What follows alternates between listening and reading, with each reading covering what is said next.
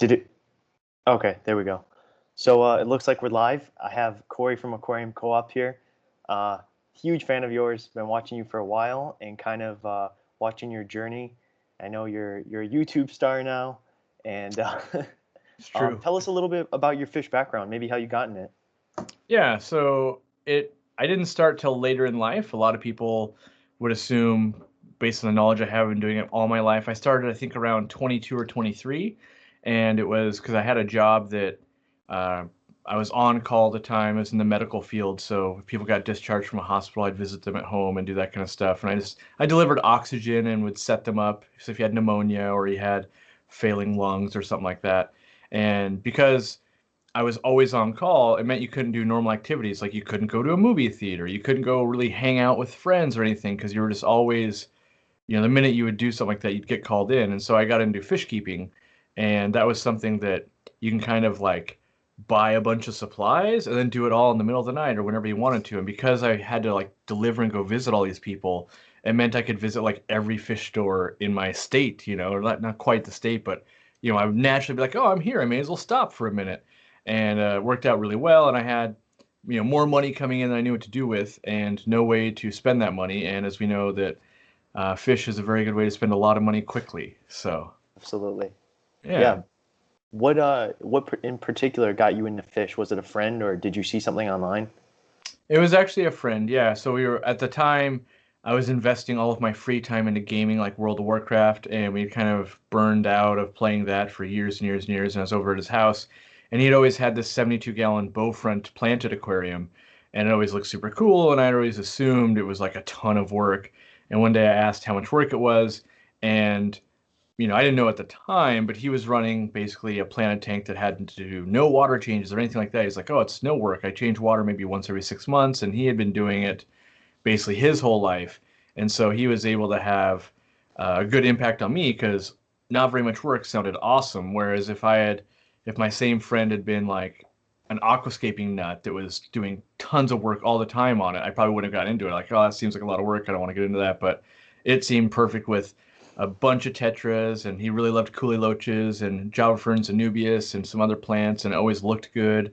And from there, he took me to buy my first tank, and like I think it was like $900 later, I had a 65-gallon aquarium with. I got a Python, I got a canister filter, I got the T8 light, but it had two bulbs. We went straight out the gate with the double bulb fixture that was probably $140 at that point, So I got started off right in the fact that, I've never owned an aquarium and I didn't have like a water changing system to hook up to my sink. So I started off, kind of ahead than most people, I would say, just from having someone who, now he's not like super knowledgeable in the hobby. He's definitely a hobbyist, but getting in there as opposed to just seeing on the net or seeing a random person owning one. Because my only ever experience before that was my aunt had some goldfish that were like one from the carnival. They lived in a 20-gallon tank. It was always pea soup green, and that was not a good hobby. So, that was the only other like aspect I had had.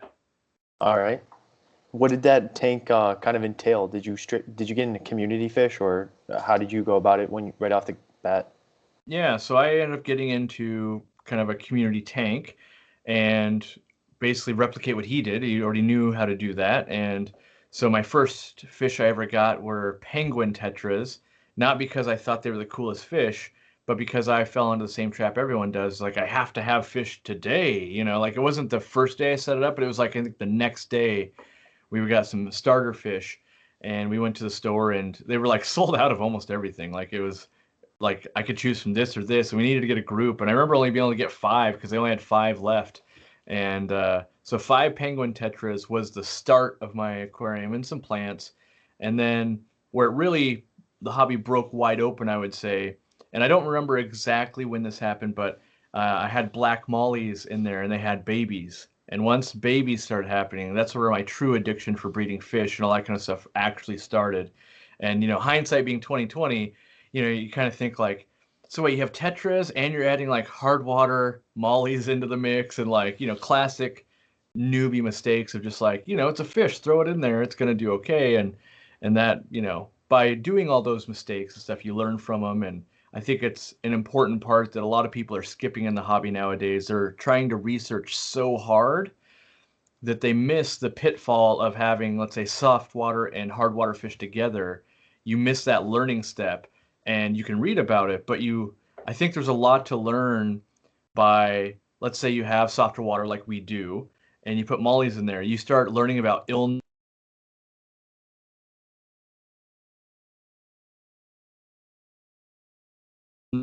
Like, they've never had a problem. They're 8 months into their aquarium, and then kind of everything's breaking loose. They don't know what to do. They're so overwhelmed, but they've never dealt with something going wrong yet. And so the slightest things can be the end of the world. Like, oh, I have algae. What am I going to do? Do I tear a whole tank down and start over? Like, and so I think it's very important that we experience these struggles so that we become a better fish keeper long term. Because if you haven't experienced it, it's way different than just reading someone else's or listening to someone else what they've been through.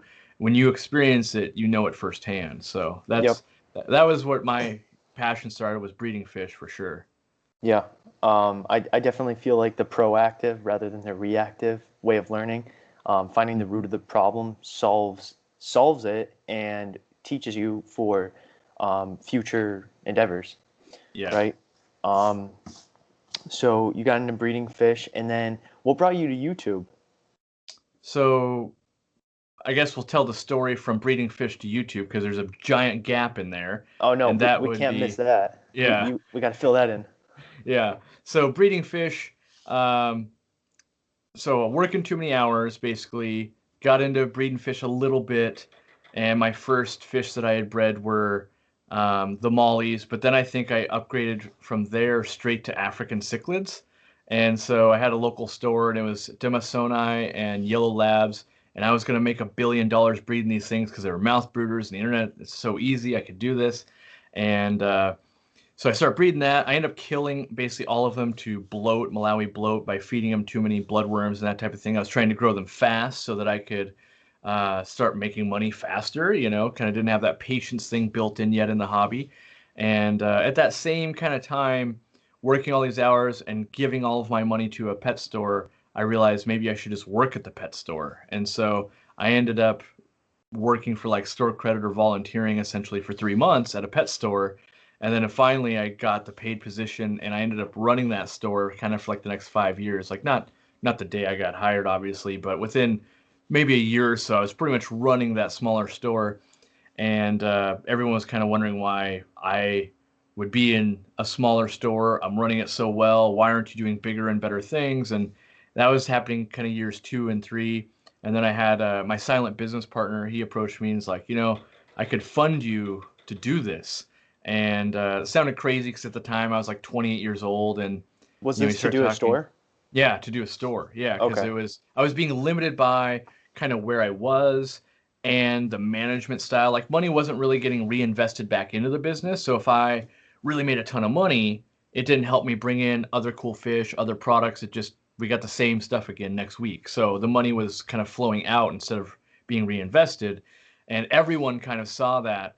And so I'm 28 at the time, and my now silent business partner was willing to invest, $100,000 in cash.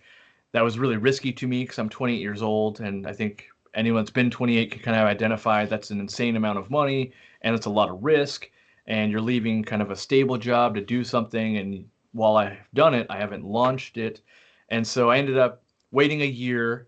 And we said after a year, if it still seemed like a good idea, we would actually start taking the steps to do that. And that's where we started buying stores that were going out of business, which is kind of, I don't know, a demoralizing thing. So I knew part of the business plan is watch a store go out of business, buy all of their tanks and that kind of stuff, their store signs and the freezers and the fridges. You're buying on pennies on the dollar, knowing that you're hoping you're not going to fall that exact same fate, and you're getting into that line of work. And my my plan was to embrace the internet. And so my market analysis was that no fish store around me really had, even at the time, was just a website that was even up to date. Like, there'd be like some store hours that were usually out of date, Yep. and an under construction sign of like, don't worry, we're going to build everything you ever need to know about an aquarium that never gets finished, like it's all good intentions. And then I was doing for the store I worked at, we were doing Facebook and a newsletter, but there was absolutely zero budget for it, but it was working. So I was like, okay, I know I'll use some of that and I'll have a good website and with my store, and that should give me a leg up. And I'm willing to work 1 billion hours a day. And, truth be told, I knew I could outwork most people from my World of Warcraft days, and that's because there was some competition and stuff like that, and I was accustomed to playing 22 hours a day for months and months on end, and most people just can't do that. Like they can only do 14 or 15 and that kind of thing, and so I knew that I had the mental fortitude to outwork my opponents.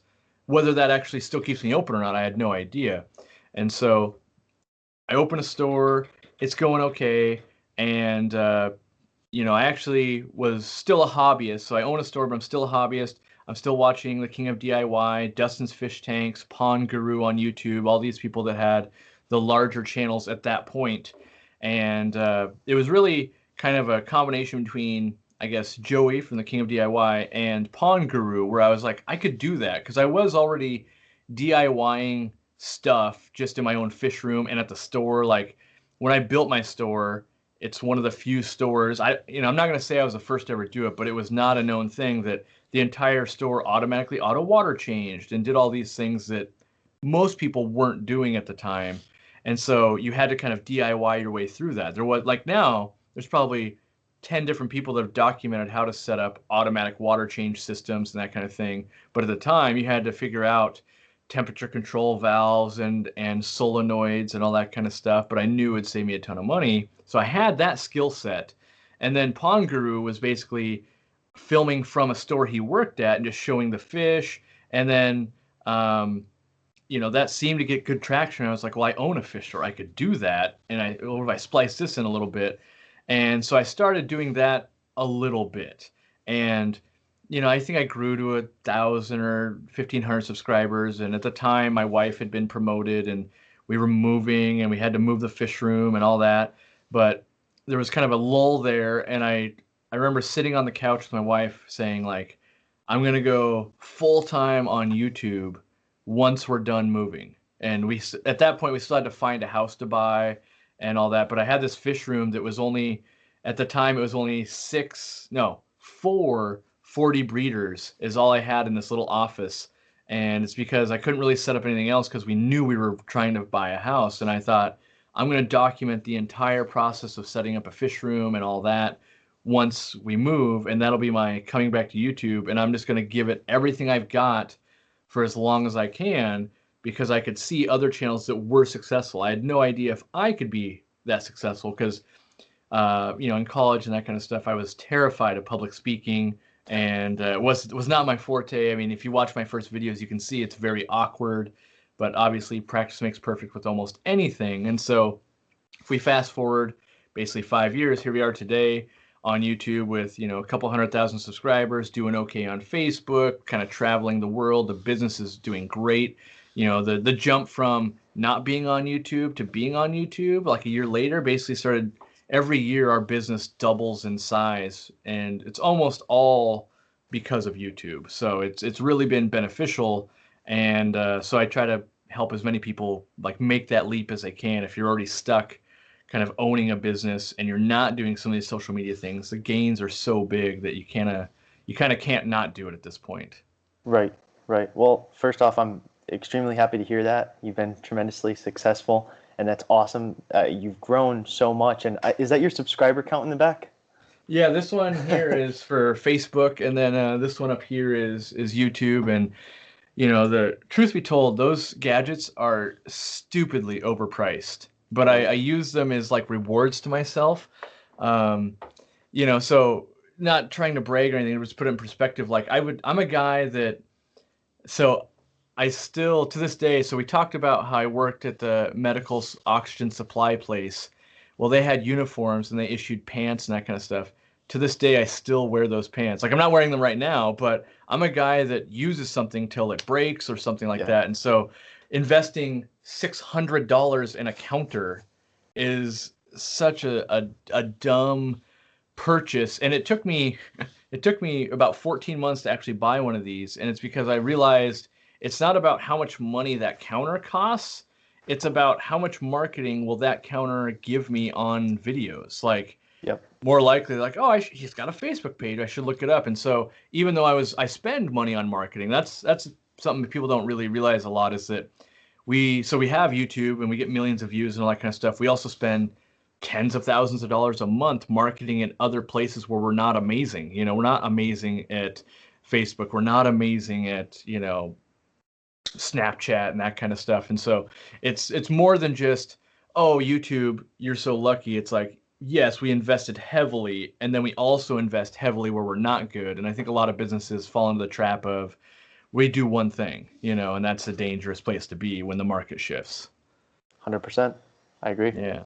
But quick side note, how do those counters work? Did you hook them up with your computer, or it's Yeah, so so bizarre. they all run off of Wi-Fi, and you basically got to give them power, and then there's like a website you go into, and you'll put in like your YouTube or your Facebook, or whatever. You can almost do any platform out there. I'm sure there's ones for podcasts even, and you just, once it keeps count, and it does a lot more than just help you market. It keeps you, well, I can't say it keeps you. It keeps me grounded when you're doing something, and like today I was explaining how I'm super frustrated this camera won't do 4K 60, and we've invested, at this point we're about $20,000 into just getting the higher level picture, and I'm probably 20 hours into it over the last week trying to find the setting that's preventing it. And you realize, like, it's easy to forget that, like, there's 227,000 people that actually want to watch what I do. That's why I'm doing it. If you look at a stadium, let's say you go to a concert and it has 60,000 people, that's 1/4 of what watch me. So like it helps ground you. And when you get another subscriber, you kind of, you glance at it and go, that's right, that's why I'm doing this. It's for the people. Like, there's yeah, it's, for me personally, it is totally for the people, because at this point, I just realized I have like dip on my shirt. I didn't even notice that. Well, now everyone else knows it, but for me, it's about the people, because the business does very well for itself now, and like my wife and family, like, why are you working so hard? You don't need to work this hard. You should take more time off. And for me, there's still so much work to do. Like, that's like, it's more than just building my business. It's, I want to change the hobby. I want to change some products. I want to, actually figure some of this stuff out, instead of just being like, well, I made my money, let the next guy do it. And I had to have an unfortunate conversation just yesterday with someone kind of about something like that. And that was, they were wondering why I didn't show more of like the turtles, because I keep and I breed some turtles and that kind of stuff. And my response was basically that I can't change it all. Like, if I divert from just trying to really get people keeping plants and doing freshwater community kind of aquaria better, and be more open, more understanding, and get people to work together, it's the same as if I go into saltwater. I'm just going to dilute my message, Yep. and so it's like, and I said, don't get me wrong, I agree that there's a lot of room for improvement in turtles and saltwater, whatever it is. I'm just not the guy to champion that movement at the moment, because I have to give up this movement. It doesn't make sense to give up where I have traction to start a new thing. So, Yeah. Um, I hear you on that. And from what you just said, I literally wrote down 5 other questions. But good. I wanted to ask you, because fish keeping is a hobby, right? Not a lot of Hmm. people see this as a business, unless you're in a brick and mortar type place. How did your family feel about, or your friends and family feel about you getting into the fish world? Was it a little bit of ridicule? Was it kind of steering you away from it? I mean, Yeah, I I'm would I kind of, would say definitely. I don't know if anyone was 100% supportive. Like, the most supportive person would have been my wife, probably, girlfriend at the time. But I think I'd be lying if I said everyone was like, it's a great idea. Go from this little store that you work at to doing that yourself, after watching all these other businesses struggle, like, as in, they watch pet stores go out of business, and no one you don't really know too many people that like their career is like, oh, I work at a pet store. I'm doing great. Like here in Washington, everyone works at Boeing or Microsoft or Amazon or so to have this little kind of small business is so foreign, Yep. especially to my family because we don't really have many other business owners or anything like that, that I think everyone was like, yeah, you should try it, but don't get your hopes up type of deal and like that. And still that is the number one problem we have with hiring people as well, is that like I'm talking with a gentleman right now, we want to bring him on, and the biggest problem is that the family is like, wait, you're going to leave this job that has a certain amount of status, and it could just be like random company that has 500 employees automatically is seen higher than the Aquarium Co-op. We have about 10 people, right? And if you're not in the fish industry, you have no idea what level we're playing at. We're just a Yep. fish store. And Yep. so it's hard for people to convince them that it's a good career decision to come to us as opposed to staying at their super safe job at, it doesn't even matter what it is. It could just be like, oh, I work at Sony as a person making $50,000 a year. That carries its own, like that's going to be safe. As Aquarium Co-op, that person, the wife, the family have never heard of us ever, and that doesn't seem like a good decision. And so that hopefully will become less of a struggle as years go on. But I have no idea. Aquarium is such a niche industry that it might always be the issue. Right. So when you talk about the business and aquarium co-op in general, is it you running the store, or is that the combination of the store, YouTube? I think you have a breeding room, right? Am I saying that Yeah, right? Just yeah, an yeah. aquarium room. Yep.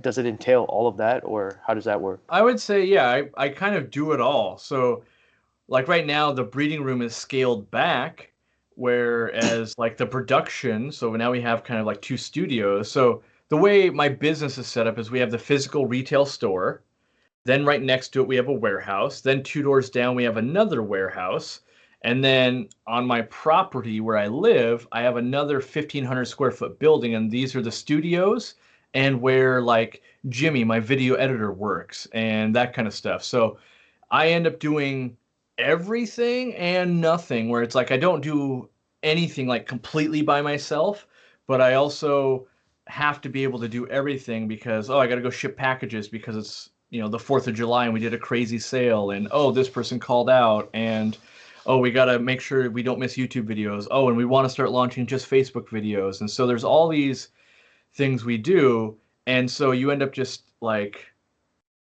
being a master of none and trying to hire people to help you out. So like one of the people we're trying to hire is definitely someone that can help me on kind of purchasing and supply chain management. Because so all those things I mentioned I did, I also made trips to China to go source new products. Now we're having them labeled. We're making changes. Like one of the big things I'm doing, and I say big because it's big for me, is I really love sponge filters for an aquarium. I think they're one of the best things that have ever been invented.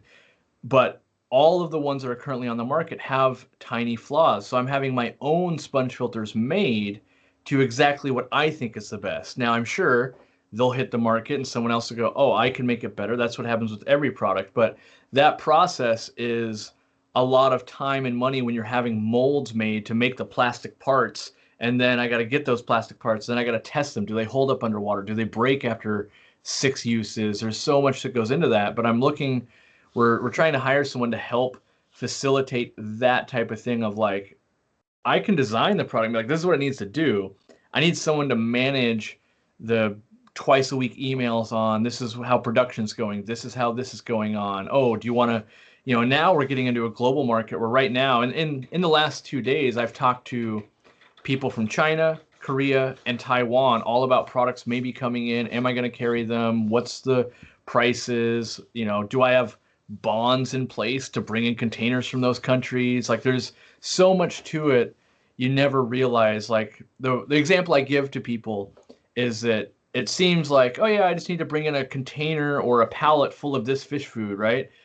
What you don't realize is depending on where you're ordering it from to the US is what type of pallet it needs, because everywhere in the world has different bugs.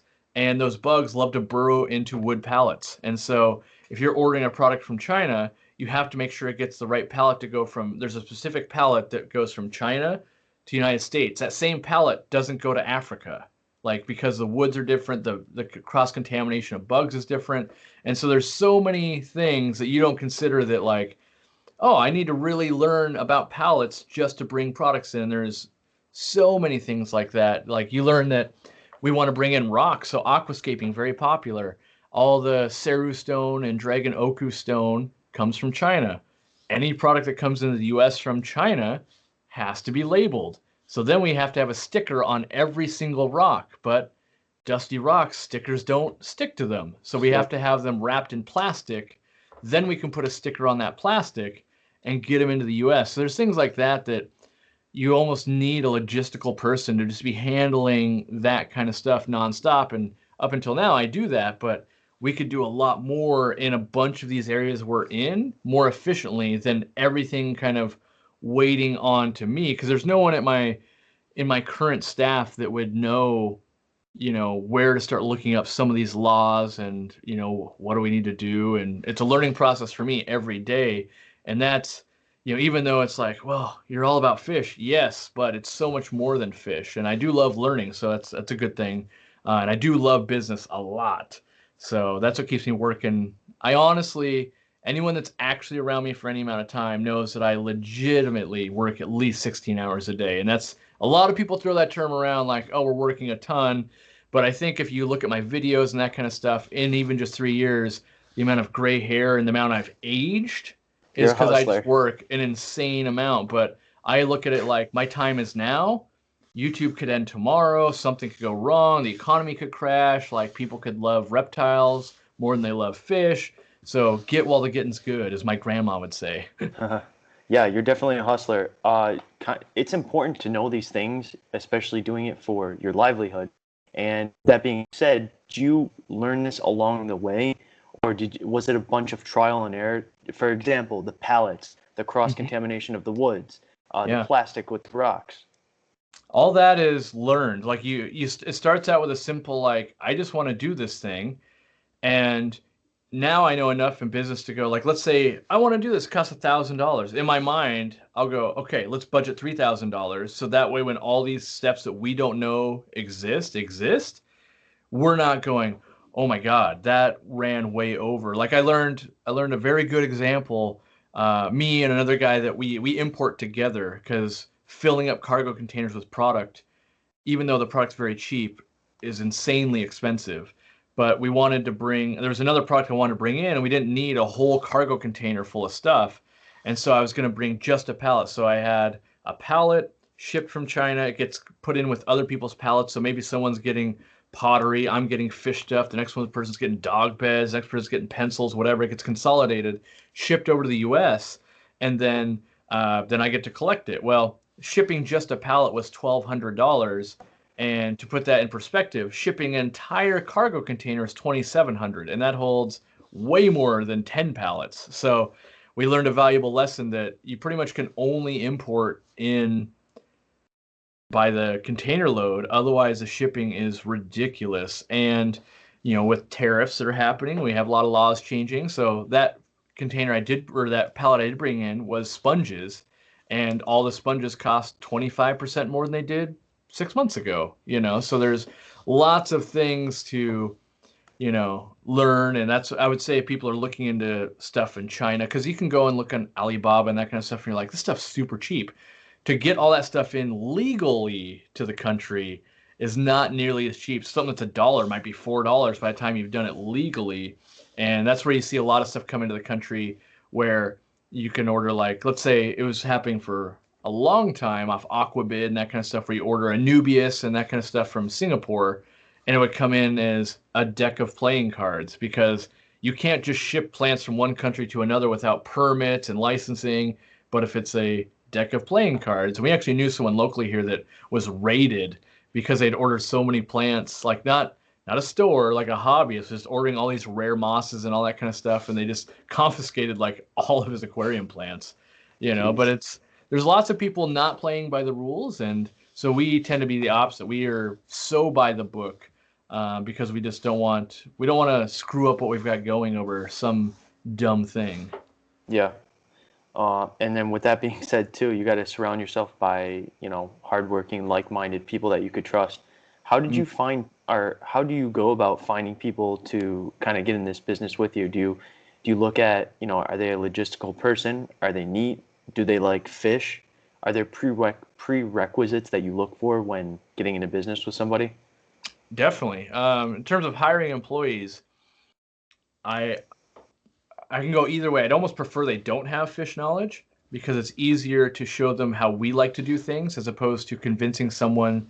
Like a perfect example is half the internet would think that you want to acclimate fish over the course of, let's say, an hour or two to your aquarium.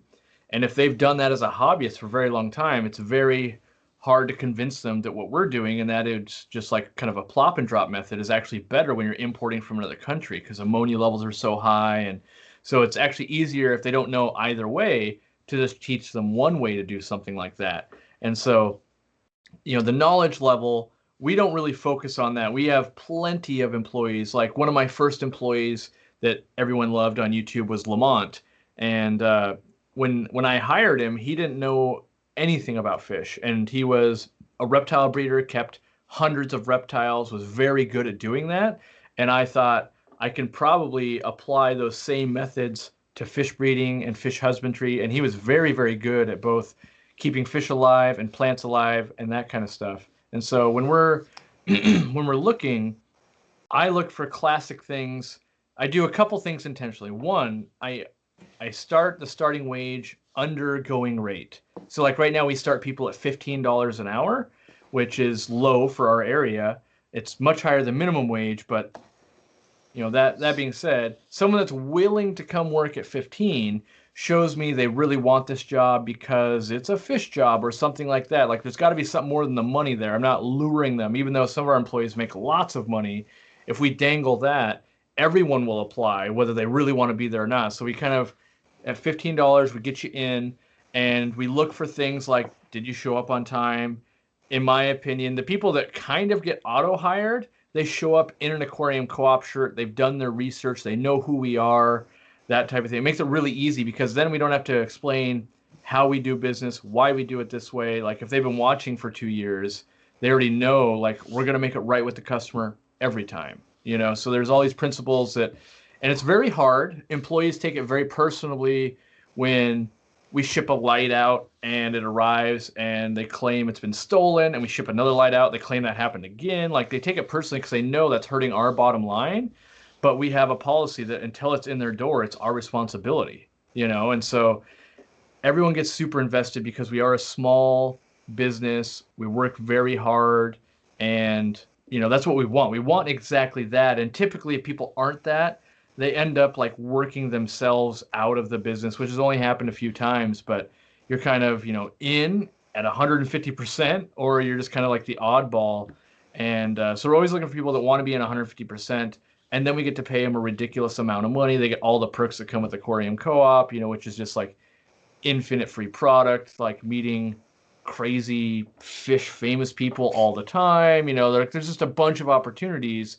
But all those opportunities only matter if you're kind of a fish nerd. If you're just a Yep. person that works in a warehouse for $20 an hour, all those side perks aren't a perk anymore. So we try to focus on people that, like as I call them, want to become lifers. Because when I did start my store originally, one of my main goals was to make a fish store that someone could work at their entire life and still raise a family. And so I pay, in my opinion, wages like no one else in this industry. Like I can't pull everyone, but I've yet to meet anyone that even pays close to what my top people get, or even my starting people. And I know that if you have a better employee that actually cares, wants to see the customer be successful and all that, you're going to save on returns and losing customers and all that. So I'd rather pay them and let them get a livable life going instead of paying them in the minimum and then worrying about, oh, do we get enough sales and all that? We're making people angry. And so it's definitely opposite, but it is working out. And that model may have never worked if YouTube didn't work out. Like it's always, I don't pretend to know that it works for everyone. I can only know it's working well for us. Yeah. Yeah, it's yeah. I want to come work for you now. Um, so kind of backtracking a little bit, especially because you just hit on it at the end of what you were saying. Podcast, I mean, social media in general, YouTube, Hmm. Instagram, whatever. When you were Yeah. starting out, how did you grow so quickly? Was it just because you had unlimited amount of content, or you were consistent, or you hit a certain angle that nobody was doing before? And how would you recommend somebody in the fish niche that's a complete fish nerd like us to Hmm. grow to some sort of substantial level? Yeah. So there's a lot of things I did right, I think. And I don't think any of them are like, oh, I bet on the right stock. Like it's just, hard work, I guess. Like, but that's such a cop out. It's kind of like saying like just make the best content you can and it'll work. Like it doesn't actually help anyone. So my strategies that I knew that typically my mental strength was higher than other people. So I can go longer periods of time without reward than your average person. So I knew if I can just keep making videos, something will happen. I'll learn what not to do, maybe I'll learn what to do. So I just started making videos and I started investing tons of time into learning. Most people, what happens is they want to learn a subject, they get to a point where it's good enough, and then they stop learning. Where I try to position everything I do is that I compete against myself. So instead of competing like, is Aquarium Co-op doing better than PetSmart? It's, is Aquarium Co-op doing better than it was last month or yesterday? Like, what am I doing today that is trying to improve from yesterday on any of the things we're doing? And if you are always doing that, and I'm a super competitive person, by the way, if you're always doing that, you will just improve. You will find ways to get better. And so, like, a perfect example is right now we're doing a Skype call, and I have a ridiculous setup for this, and I need 4K 60 because that's my next level up for me. Now, all my competitors, the biggest channels, all that kind of stuff, they're all doing 1080 and lower, and they're not focused on it at all. But why is it so important to me? Because I've already mastered the steps before. And after I master 4K, yeah, maybe I go master something in China, I do this thing and this thing and this thing, and then a year from now, you'll be like, that guy's trying to upgrade his setup again? Why? And it's like, because time has passed, I've learned some new information, and we can make it one step better. And with YouTube and Facebook and all that, everything's always changing. Algorithms change every day. And a lot of people get something figured out and they just keep running that same thing until it doesn't work anymore. And that's what all fish stores do, in my opinion. When you look at your average fish store, it's owned by someone in their 60s.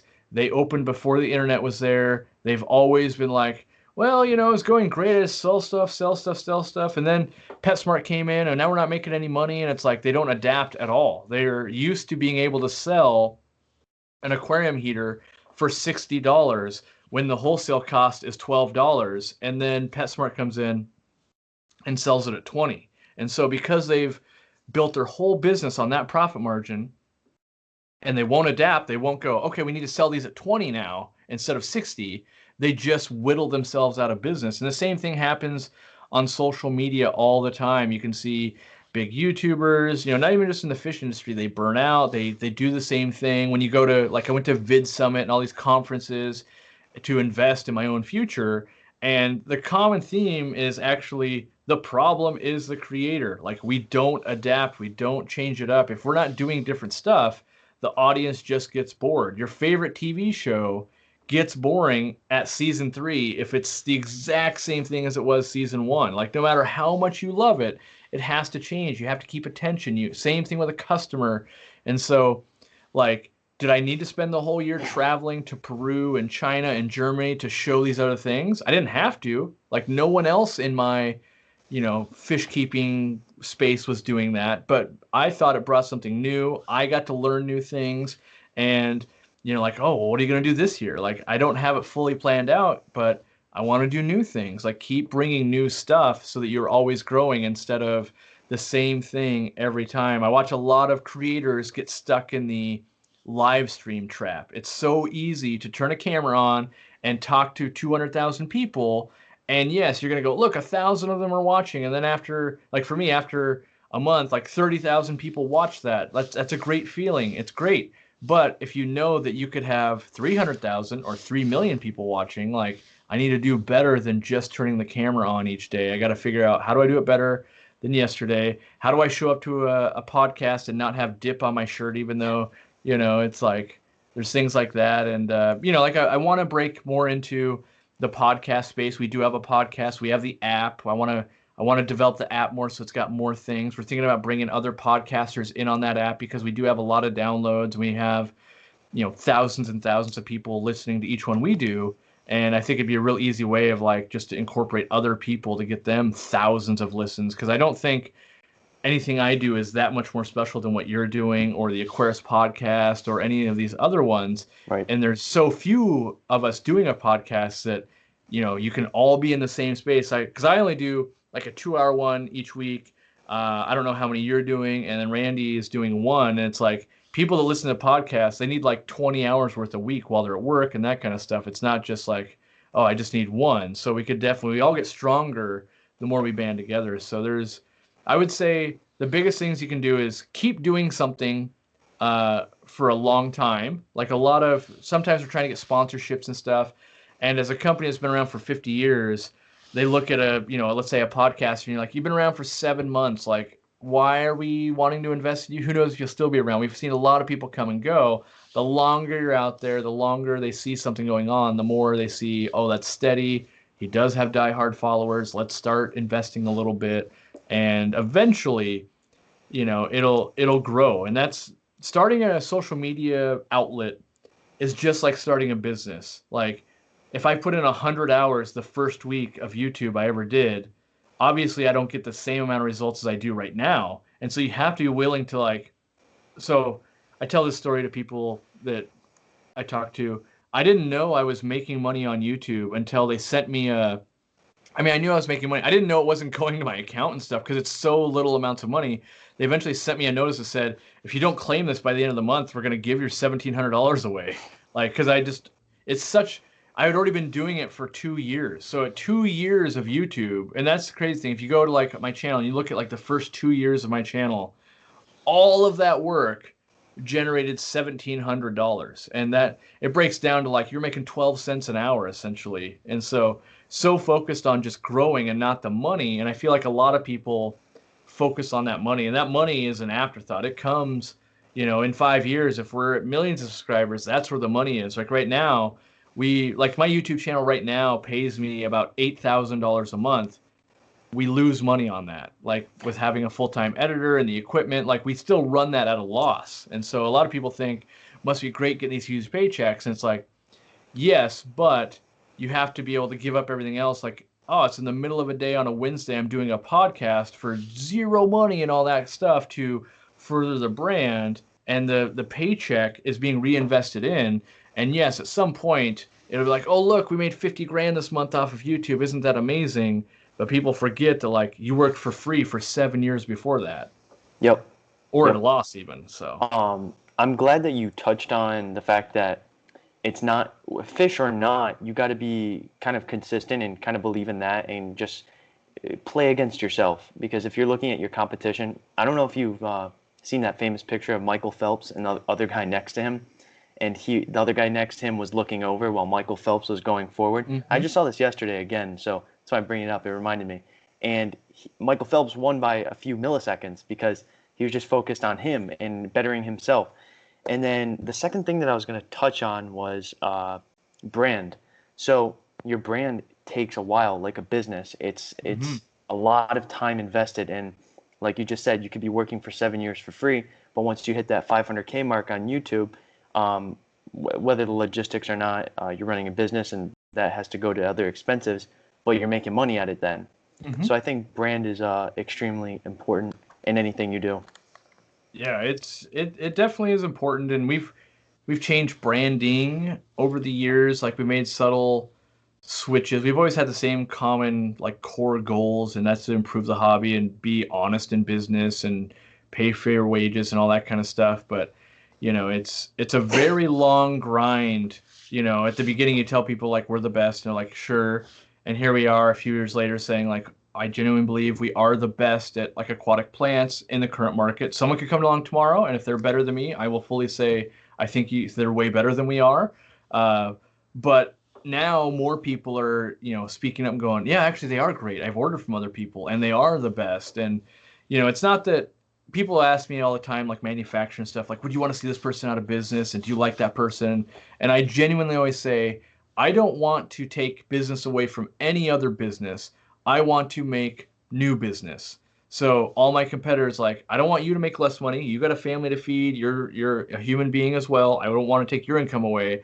But I want to see, instead of me getting 5 of your customers, how about I just get 5 people that were dog owners to keep fish? Like, why not take that? Like, yes, technically I'm taking income away from dogs, but growing it is a better strategy than, stealing it. Yeah, Cory, you know what that's called? I don't know. A winner's mentality.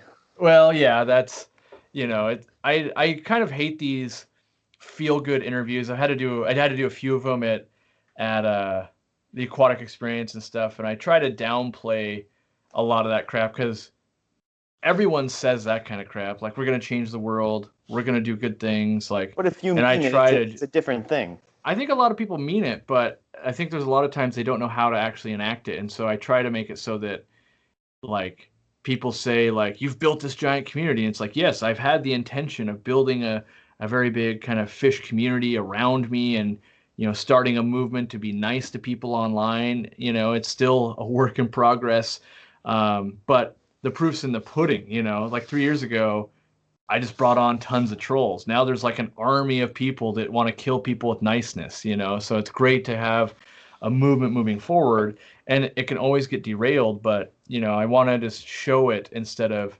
telling someone. I just want to show them, like, yes, we have the best plants. Order them. If you're not happy, I'll refund your money. Like, it's as easy as that. If you honestly think our plants are not great or whatever we're selling, then we'd be happy to give your money back because we believe in it, and we want to, first, I want to know why, so that if it's a legitimate thing, I can fix it. But we're not a match for everyone, and it's just, we give up a lot of money to do our ideals. There's so many, big deals on the table that I could work with companies and we could do things, but they don't make sense. One of the biggest ones that we've ever walked away from, I would say, is like Phoenix. We used to be very pro Phoenix lighting. They were very good when they first started, and then they were having production issues. And that actually was costing us a lot of money because they only have a 6-month warranty. We would warranty them for a year, and we would hand them out like candy, basically, because we couldn't sell you a great planted tank light and then have something go wrong and then tell you to send it to Phoenix, and their turnaround time was a month. All your plants die. So we would just hand out brand new lights, and we would take on the RMA process and all that. And they started tightening up because they were having so many defects that they weren't honoring that. I had to pay to have these lights fixed. So, you can imagine the scenario where I buy a light, I sell it to a customer, they're disappointed because it burned out at 7 months. I hand them another brand new light. I pay to ship it back to Phoenix. I pay them to fix it. I pay them to ship it back to me. And then I sell it as a used light. I'm literally like -$5 out of that scenario. And after that went on for a year, we actually stopped carrying most of their lighting. And the final nail in the coffin was when I spoke to their team at a convention, and they were aware of the problems. They had the new model coming out and they weren't addressing it. And I asked, like, well, what are we supposed to do? And they say, well, when the light burns out, it was the ballast was the problem typically. What you do is you sell them the next ballast size up, and it's like a free extra sale, and that is like so parasitic on the hobby that I had to get away from it. Now I do still sell one Phoenix light, and that is one that we sold tens of thousands, and we probably had less than 50 ever fail. So like, they're a bulletproof light, but I can't in good faith, like, once someone tells me the flaw with a product, I can't sell it anymore, because then it's like, I know I'm selling the lie, so it's Right. like, it's just one of those weird. So they approach us every 3-6 months, like, what do we got to do? Like, you had a lot of influence with selling our lights, and I still have the videos I put up on them when I did par readings and all that. And I go, all you got to do is get back to making a product that isn't known to be flawed, and like, they just can't seem to pull that off. So Yeah. Back to hardcore fish. Mhm. I recently bought my first pair of breeding rams. Yep, And like German blue rams, or correct, German blue okay, rams. yep. I know you're very experienced in breeding fish. what is your best advice on how to successfully have a healthy batch of fry?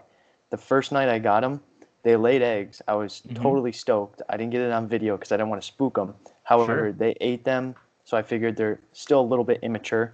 So Mm-hmm. now do I wait a few weeks? Do I feed them certain things? Do I keep it at a certain temperature? So with rams in general, whether you're breeding or not, I always recommend at least 85 degrees. They really thrive at a hotter temperature. And a lot of people would say like 82 or more, but 82 is way different than 85 to those rams. 82 is like, meh, I'm doing all right. 85 is I'm loving life. And so 85 degrees and a mix of like frozen brine shrimp, maybe a little bit of dry food. I wouldn't feed too many bloodworms. They can bloat out on that pretty easily, like they gorge themselves.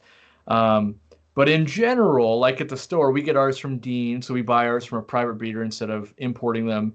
But in general, we'll get them where they're laying every 4 or 5 days. And that's just like if you keep them hot and you keep feeding them well, when they eat the eggs, they regain the protein. And so in nature, in general, when a fish eats its own eggs, it doesn't know it's not in the wild. So it goes, okay, there's predators around. These eggs aren't going to make it. Let me eat them. We'll travel in the lake or the river to somewhere else and we'll spawn again and see if it's safer. Well, in your home aquarium, the whatever spooked them is probably still there, whether it's you, whether it's a fish, whether it's the TV that's creating a shadow. And so sometimes they'll keep repeating that behavior, and we have to figure out, we have to remember it's something we've done that is causing them to eat them most likely, like 9 times out of 10. And so you can start, that's where you'll see things online like we'll start blacking out the sides and all that kind of stuff. And it just starts eliminating possibilities. And so that's what I would look at it. Feed well, keep good, clean water, and keep that temperature up. And they should just like keep cranking on you. And you can get them making way more fry than you're ever going to want. And when like the super secret trick to raising German blue rams is there's two sizes of baby brine shrimp. There's a larger one and a smaller one. And the average one is going to be that little bit larger. And the smaller micron one, they can start eating it from basically day 2 and on. So that's the thing is you get them eating sooner and faster. You have less deaths. They're stronger from the beginning. And yeah, those eggs cost more. But when you're raising something like a German blue ram, you're not just getting 20 cents when you go to sell it. You're getting probably $3, and like I pay pretty good, I think, to Dean. I think we're paying like 4 or 5 bucks per ram at this point. But he brings them in nice and big, colored up. They sell really well, and they have no hormones. And that's also my advice. Because eventually you'll be successful. You're gonna have 400 of these things. What do? You got to offload them somewhere. Get some good money. Find a store that will value that you've bred them, you've raised them correctly, and you're not just competing against one that's $1.50 from Malaysia that's been raised on hormones that will die in 8 months on the customer. Right. So Awesome. Great tips. I've been keeping them at 81 just for mm-hmm. safe measures, even though I've read on the internet everywhere those are warmer temperatures. But right when we get off of this, I'm going to go crank it to at least 83, 84, kind of give them an adjusted, and then 85. They really like that. They really like it. It's. I was the same way. I had troubles with Epistos and Rams both for a very long time in my store. And it wasn't like, oh man, they're dead tomorrow. It was just like, these things aren't thriving. Like if they sat in the store for like 6 months, let's say we had a big batch, they'd be like, they're getting a little bit skinny, their color's not that good. And Yep. the minute we started keeping them at 85, we've never had a problem again. Like they just always are looking amazing. Their metabolism's racing. They eat a lot, but that's where they want to be. We're just keeping them at a temperature they don't want to be, and that I believe that all fish can handle one stress factor. And so that could be the pH is off, could be the temperature's off, could be they're getting bullied by a fish. There's so many things that cause stress. It's when they get two stress factors. So, the pH is off and they're being bullied by a fish. That's when you start watching illness outbreak and that kind of stuff. So if we can limit that, we start getting, the best colors. And if there's no stress factors, that's when you see those fish. One day you see an Oscar and you're like, that's the best looking Oscar anyone's ever seen.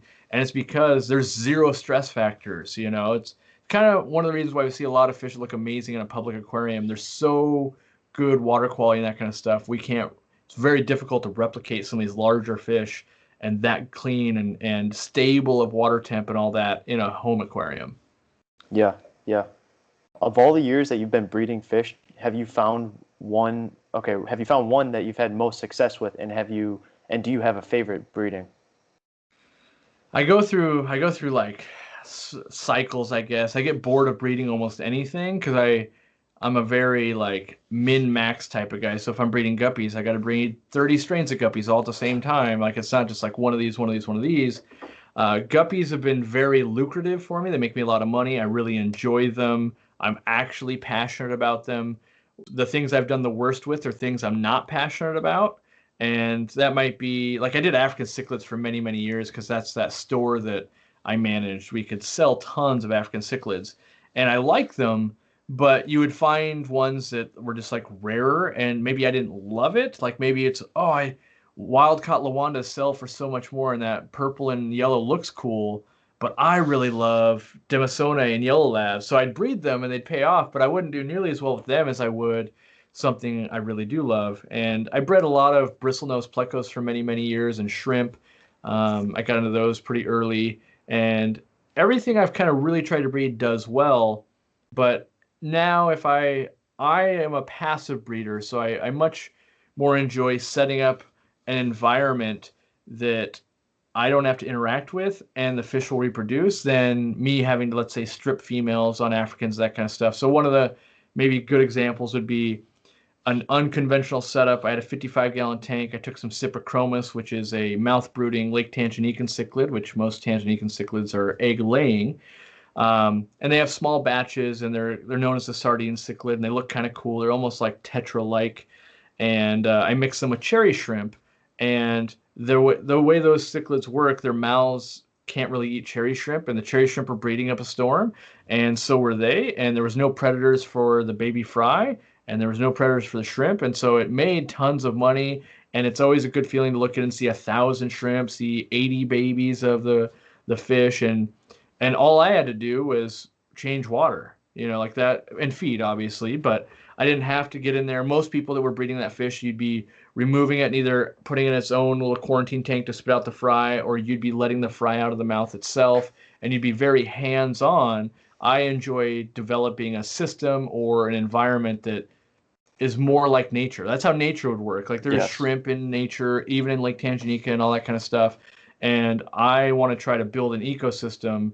And you can definitely crank out money. That I've been there, I've done that. I just don't really enjoy that. And I think most people really enjoy accidental breeding, where it's like, wow, I do nothing and that thing is just doing so well. That's amazing. I find it very easy for myself and other people to get very frustrated when you like, let's say I've spent $1,000 on fish, and then you're just like, you need to breed. I need to recoup my money. I need this to happen. This needs to work.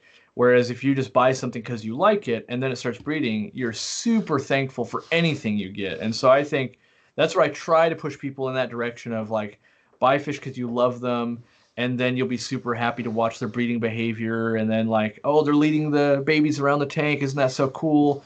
All these things you'll get to see that you wouldn't see when you're just like, oh, I've got a factory going on instead. Yeah. Yeah. No, that's awesome too. Especially with the plants too. What if it's aquascaped or not? Just kind of it growing naturally, and you see the tank, and it's very matured. Mm-hmm. And kind of on that note, a lot of people that I do podcasts with are very much into the saltwater realm, and Mm-hmm. that crowd is very esoteric, and they have their rules for going about water parameters, water changes, fish compatibility.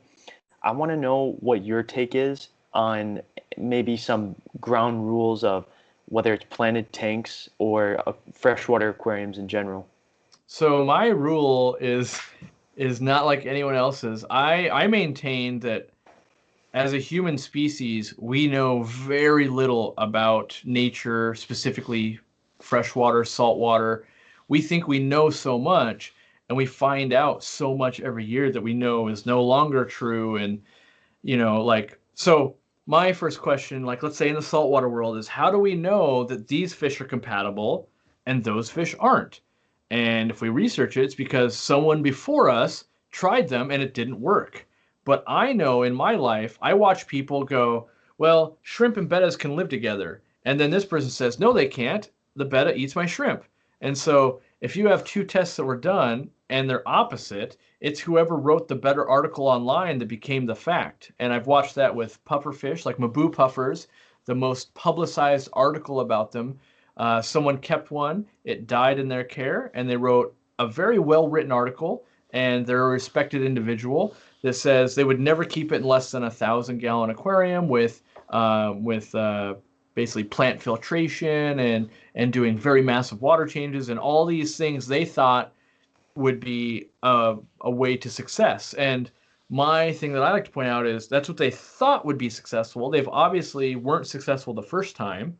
They're thinking that would be successful, but how do we know that method C, which hasn't been described, isn't more successful than all of those? And I think the hobby in general is, getting those black mollies, keeping them in the wrong pH, learning from that, and then moving to the next one and the next one and the next Let, one, and all those experiences build. right. Let me just interrupt there for a split second. Do you Yeah. think all those different factors are, let's take the puffer or the shrimp and the beta. It's all Hmm. these different factors. Maybe the Yeah. size of the tank, where they're located, the temperature, this, and that, other tank inhabitants. Do you think that's why there's so many different opinions and ways of going about it? Definitely. There is definitely like limitations to tank size and that kind of stuff. But let's say you and I both have a 20-gallon tank with a betta and some shrimp in it. Our experience levels are different. The foods we're going to choose to feed it will be different. The temperatures we're going to keep are different. Oh, I've got a TV that's spooking mine all the time is going to be different. And like we as humans tend to think we know, like, I know exactly what happened to my fish. I watched it happen. But from a scientific standpoint, we know there's so much you're not even seeing going on. Like, oh, well, you had this parasite going on that you couldn't even detect without sending it to have a culture done. You had this going on. You had this going on. You thought this happened. You didn't realize your water was different last week because the municipality ran extra chlorine. There's so many factors, but we as a human, the way our brain naturally works is, it happens all the time for us. They go, I fed this food every day for the last 6 years, never had a problem. Then I switched food to this one and all my fish died. And they would bet the entire farm, their life savings, that this fish food killed it, when the reality is the same day the municipality put in 5 times the amount of chlorine. Like your brain makes leaps in logic. And so when we're relying on human brains to do this stuff, we're just getting opinions based on what they've had happen in their career. And the problem is there's some people that have experienced a ton. There's some people that have experienced very little. There's people that have experienced only really in-depth versions of one. Like you might be the best reef keeper that ever existed, and yet you're really bad at fowler tanks just because you don't really do that. Like you can't keep those two fish together. It's like, well, I've been doing it in these 7 tanks my whole life. Like I love to keep triggers and moray eels together, and it always works. And even though this guy is the best known reef guy on the planet, people respect his opinion because he's so well known in one subject. They Yes. will assume that translate to this subject that seems lesser. And I don't care who people are, a reef tank will always be held in a higher light than a fowler tank in saltwater. And there's lots of parallels in all the fish hobby, but that is not necessarily true. And I don't think people have an open enough mind to realize we don't know it all, and that there's tons of things that go on. What I always like to bring up when I'm in store with a customer or in an email, be like, there's odds with everything. Odds are that this fish and this fish won't get along. But odds are also the same that cats and birds don't get along. And we've all seen the Facebook videos where like the bird rides the cat around all day because they're best friends. Like there's just always going to be outliers.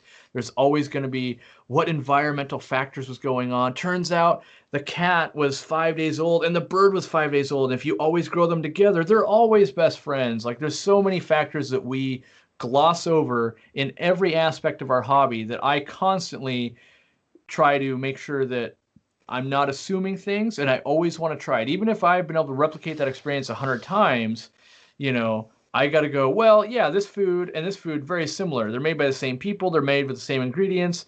That doesn't mean that they are the exact same. Turns out that because this flake is bigger, when they're drying it, it's 2 times as crunchy, and a Tetra can't crunch through it, or something like that. Like we assume so many things, and that's what gets us into trouble.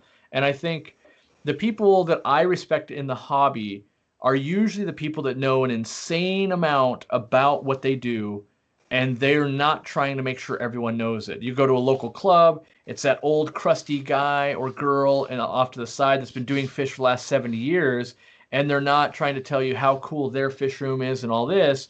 Turns out they've bred like, oh, that guy's bred 742 different species of fish, like they've got all this knowledge, and when you talk to them, they know that almost nothing is a given. You go like, oh, I bought a male and female guppy, and like everyone be like, oh yeah, they're gonna breed on the way home, and then you'll find out when you're actually breeding guppies, it can be very difficult to produce fry because they're so inbred and that kind of thing. Like that, a lot of people, they're like, I didn't think guppies would have been this hard. They're supposed to be so easy, and it's like, yeah, that's the connotation they have on the internet. That doesn't mean that's what it actually is. Yeah. So goldfish, super dirty fish, right? Is it that goldfish are super dirty, or is it that we're keeping a 14-inch fish in such a small aquarium? Glass half full, half empty. In my opinion, goldfish are one of the cleanest fish on the planet. They'll eat their own poop 40 times. They keep re-breaking it down, making it easier for other bacteria to break it down. They'll clean up after other fish. They'll eat algae. They'll do about everything we consider to be a clean thing in our aquariums, and yet they're very dirty because they're always being seen as eating. And so my parallel I give to people like, well, if you have a maid at your house, do you see them as very dirty? I would see them as very clean. They're cleaning your house all day long, and they're using cleaning products, and I would say that is more of a cleaning thing than a dirty thing. So I think it's all how we frame stuff and how we look at it. And most people this day and age, we look at something, we see something from someone we trust, and that becomes a fact. And that doesn't matter whether it's political, whether it's fish, whether it's anything. We have so little time in our lives compared to how we used to maybe 50 years ago. We don't spend in-depth learning and researching something. We want to skip ahead. I can watch a YouTube video. I'm now an expert in this subject. I watch a YouTube video. I can now fix my car because I watched exactly how to do it. That doesn't make you a mechanic. That just made it so you could replicate those steps. If anything deviates, it won't work. Yeah. Yeah, that was very well put. I think that, what you were saying too, maybe mileage has a lot to do with it, just your sheer experience, Mm-hmm. and you kind of find those oddball things that work for you. Yeah. I mean, it's real easy. I talk to people that are all around the world, and if you live in a place where it's always 90 degrees, of course your rams are always 85, 86, 87 degrees. They don't know that at 81 degrees they don't do well. Like there's just things that you can't account for because your environment is so different. There's people like when we were doing the viewer home shows on our channel, there's people that keep their discus tanks outside. They get natural sunlight, they look amazing. Like you don't know discus can look so good until they're actually getting sunlight and they're soaking that in and it's changing the way they look. Like we could never do that in the United States. Maybe in Florida, maybe. But like that's not even a realm of possibility. So when you look at discus and you go, well, the best way is 100% water changes every day and do all these things, that might be the best way if you have to keep it inside. But what if the best way is keeping it outside in a much bigger aquarium where it's actually getting sun, the algae is, purifying the water, bugs are coming in, like, oh, it's so hard to feed discus unless bugs are just hitting the water and they eat natural foods, and maybe they never develop any kind of problems because the food is so varied. Like our closed-mindedness is hindering us, and I hope that I can convince people to just ask questions. Like that's all we can do is ask and figure it out for ourselves, and know that when we do figure it out, we haven't figured it out. We just know more than we did, yesterday. That's all we know. Yeah. So. Yeah, absolutely. Last question I have for you is, Sure. What's your favorite fish? My favorite fish, I think to date would be the Maboo puffer. The Maboo puffers are kind of like aquatic dogs. I think they're fascinating the way they eat. In general, I love big fish that aren't aggressive. I don't enjoy aggressive fish because I look at fish tanks to relax.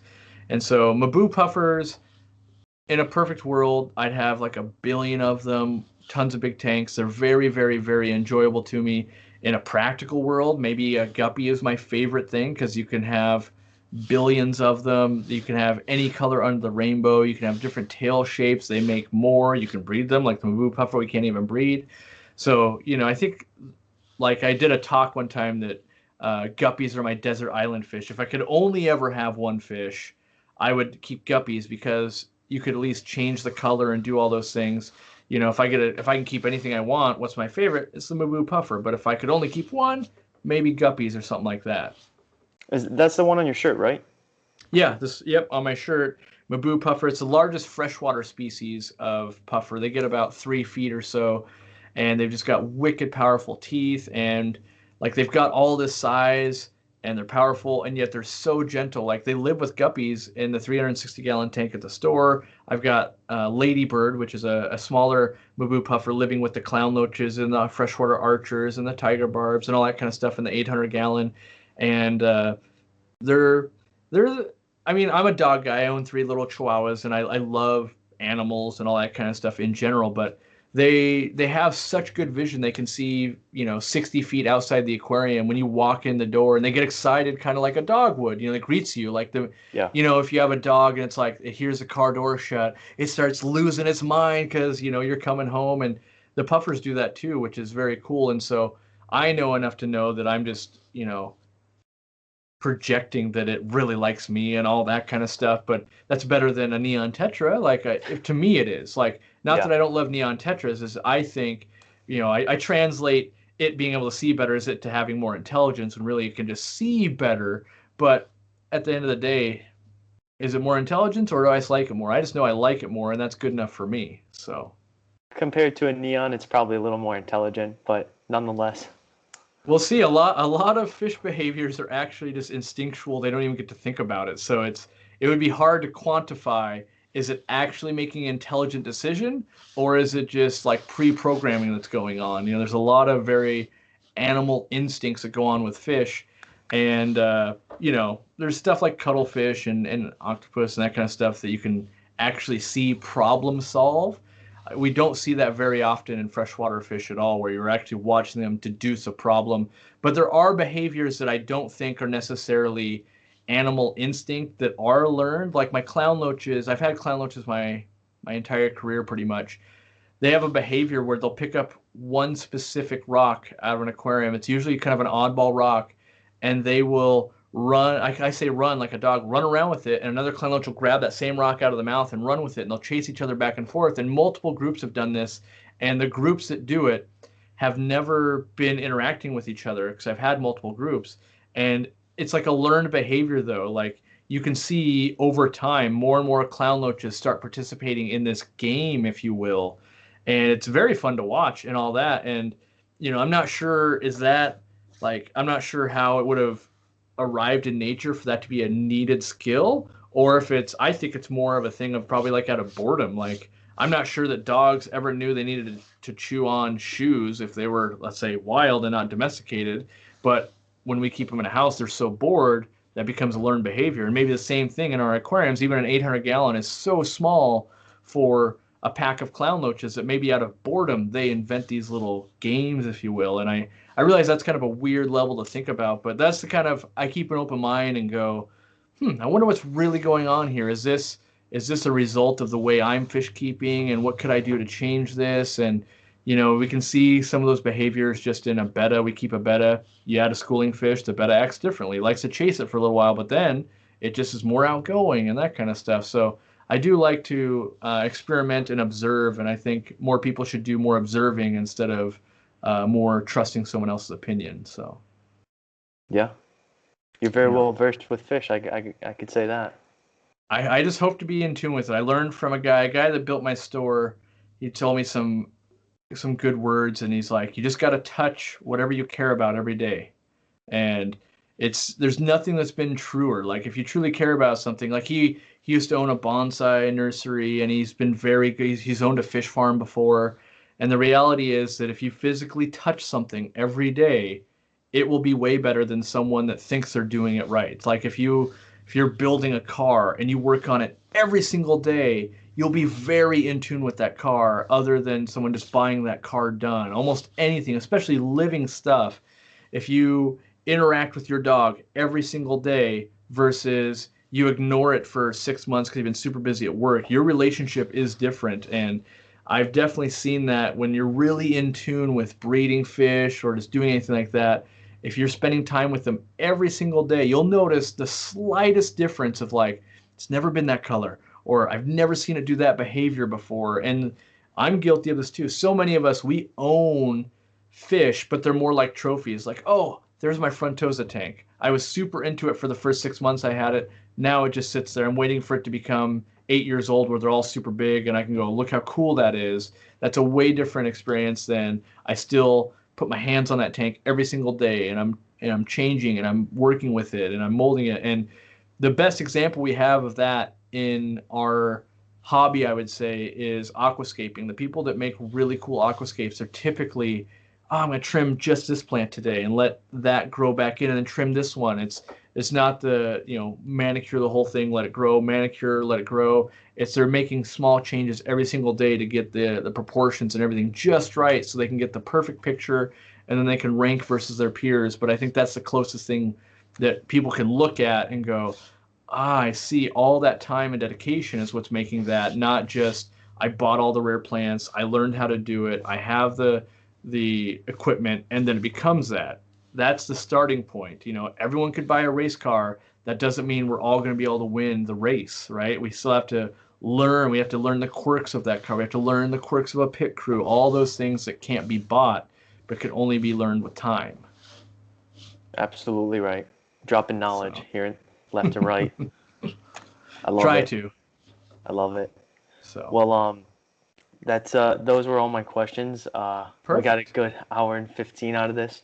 I'm super grateful that you jumped on this podcast with me. It's definitely helped me out. I know it'll help my smaller audience out. But good. Yeah, if there's anything you want to end on or say or plug, go ahead. Feel free. Sure. I would say that anyone that wants to work with me, reach out. So like you reached out. Yeah, we had to wait a couple months because I was traveling a bunch, but then I got you on the schedule. It's surprising to me how many people don't reach out. I think there's a stigma that a bigger influencer or someone way high up won't make time for someone with a smaller project. And maybe that's true with other people, but I've always I know exactly what that feels like 3 years ago. I know what it feels like today. And I'm not saying people sometimes will misconstrue this to say, like you said, you will work with anyone. You have the possibility I'll work with anyone. If you're doing good things, I will want to do some work with you. If you're just like, I started a YouTube channel yesterday, I need to grow tomorrow, like that's clearly different than look at all my backlog of good things I've done. Would you like to be a part of this? That's a way different thing. Yes. And so I would say don't be afraid to reach out to people. You might get shot down. You might, sometimes, you might not make it all the way to the top where I can go, oh yeah, I totally want to do that, but keep trying. And do know that most people always want to be involved in something that's good. If you're routinely getting shot down, let's say you get shot down by everyone for like a year, look inside and go, what I'm doing, is that actually good? Am I actually doing what I'm saying I'm doing? And if so, if I am doing it, is that what other people think? Because maybe I'm giving off the wrong image. And so yeah, I mean, if you guys, I say guys, I also mean girls, collaborate on YouTube, Facebook, podcast, just business. Sometimes people email me, I got this business idea. What do you think? I can, offer help here and there. I'm always on a phone, on an airplane or at the airport answering stuff. And, I can't give you like 10 hours of my time, but I can go, hey, A, B, and C, here's what I got for you. Good luck. Let me know how that goes. In 3 months, I want to hear how that went. Just so I know if my advice worked or if I can help you again.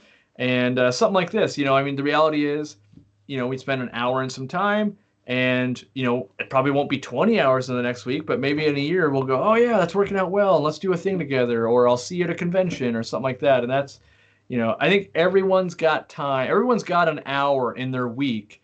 You just got to make sure you're getting that at bat. If there's very few people, I'm one of the busiest people I know.